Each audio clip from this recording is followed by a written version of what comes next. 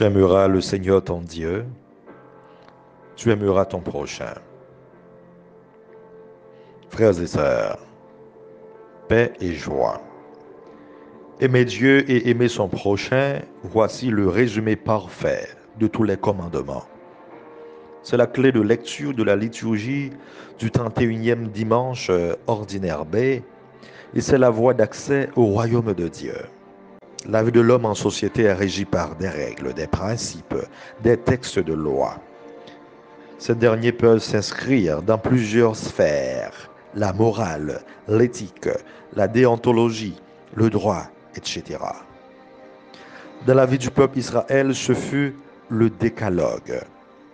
La vie du peuple était organisée autour de la loi mosaïque, c'est-à-dire les 10 commandements donnés à Moïse par Yahvé sur le mont Sinaï.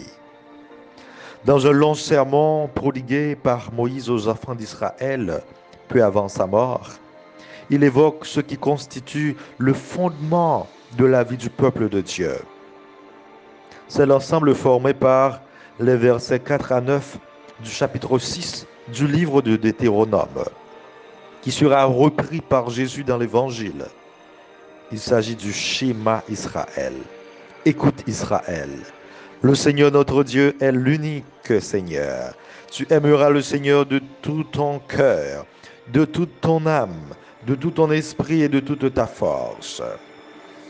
Il constitue le fondement du message de Moïse. Le Dieu d'Israël est un. Une des dimensions qui fondent notre relation avec Dieu et avec l'autre, c'est l'écoute. Schéma, écoute Israël. Ce qui suppose un dialogue, une voix qui s'adresse à une oreille qui écoute. C'est ce dont il est question dans l'Écriture. Dieu qui s'adresse à nous, son peuple. Cette dimension dialogale doit être aussi présente dans nos relations interpersonnelles, voire dans l'organisation même de nos sociétés. Sommes-nous vraiment aujourd'hui à l'écoute de Dieu? Que valent nos lois sans amour? Nous vivons dans un monde dominé par la haine, les guerres, les conflits et la recherche effrénée de pouvoir. Plusieurs sociétés se donnent pour objectif de combattre la transgression de la loi et de faire justice. Mais le plus souvent, il n'y a pas vraiment de justice sociale. Cette construction morale et politique qui vise à l'égalité des droits et conçoit la nécessité d'une solidarité collective entre les personnes d'une société donnée. En revanche, les fondements de la loi de Moïse furent solides.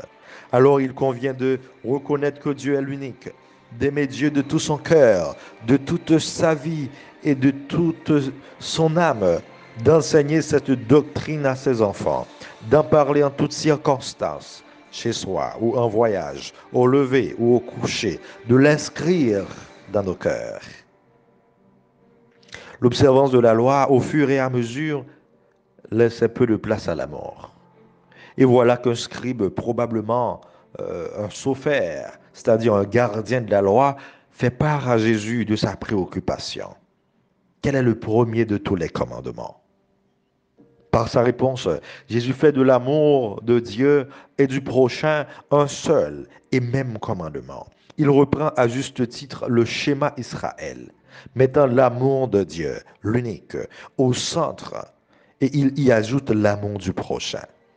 C'est-à-dire, toute la loi, tous les commandements se résument à l'amour de Dieu qui doit engager son cœur, sa force, son intelligence et l'amour du prochain comme soi-même. Si simple, si beau, mais si difficile. Nous vivons dans un pays où la justice est le maillon le plus faible, où la sécurité devient une denrée rare, où les hors-la-loi sont rendus plus puissants par l'État et deviennent des intouchables. Ils n'ont aucun respect pour la personne humaine, pour la vie humaine. L'haïtien est aujourd'hui dépouillé de sa dignité. Il se bat journellement pour combler tous les besoins de la hiérarchie établie par Abraham Maslow. Le manger, le boire, le vêtir la sécurité, le logement, l'appartenance sociale et le besoin de s'accomplir. On se demande perplexe, est-il possible de se réaliser ici aujourd'hui? Nous comprenons ainsi le pape François qui nous dit, un chrétien, s'il n'est pas un révolutionnaire en ce temps, n'est pas chrétien.